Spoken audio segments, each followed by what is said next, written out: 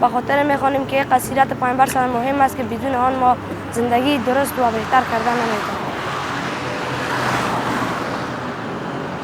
اسم عبدالیاسر ولد عبدالزاهل متعلم صنف هشتم قریه قچی. اینجا به خاطر سیرت مسابقه سیرت آمدیم تا در باره پیامبر صلی الله چقدر از کتاب خواندیم و معلومات حاصل کردیم که اینجا امتحان بتیم و به خاطر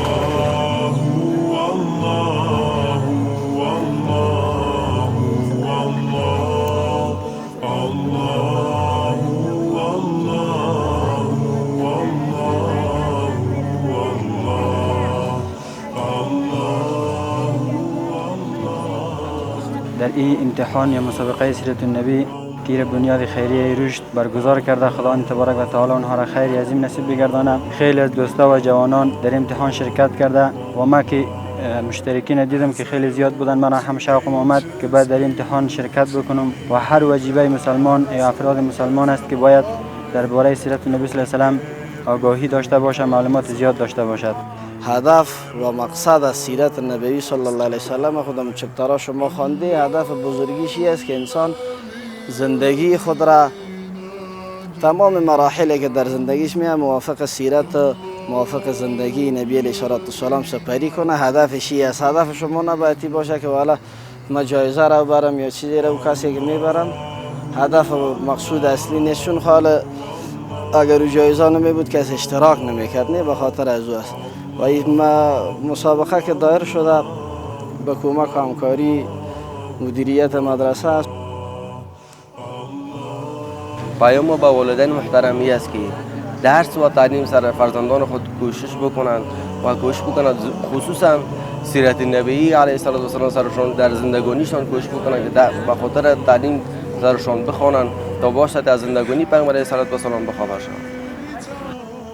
بسم الله الرحمن الرحیم. لقد كان لكم في رسول الله اسوة حسنه. بدون شک راه و روش و سیرت پیامبر ما صلی الله علیه و سلم بهترین الگو برای همه بشریت است. انسان و یا هیچ بشری نمیتواند که بدون الگو پردازی و بدون راه و روش و سیرت پیامبر صلی الله علیه و سلم زندگی آرام و خوبی داشته باشد در تمام ابعاد زندگی، در بعد خانوادگی، در بعد اجتماعی، حتی در بعد سیاسی. پس ما به خاطر رایج شدن فرهنگ مطالعه و به خاطر آگاهی نوجوانان و جوانان ما از سیرت پیامبر ما صلی الله علیه و سلم در ولسوالی میر بچکوت، در قریه قلعه آخوند، در مدرسه صدیق اکبر، در اینجا یک امتحان مسابقه سیرت نبی صلی الله علیه و سلم را برگزار کردیم و تعداد زیادی از نوجوانان و جوانان با شور شوق در این امتحان اشتراک کردند تا پیامبر ما صلی الله علیه و سلم را بهتر و بیشتر بشناسند.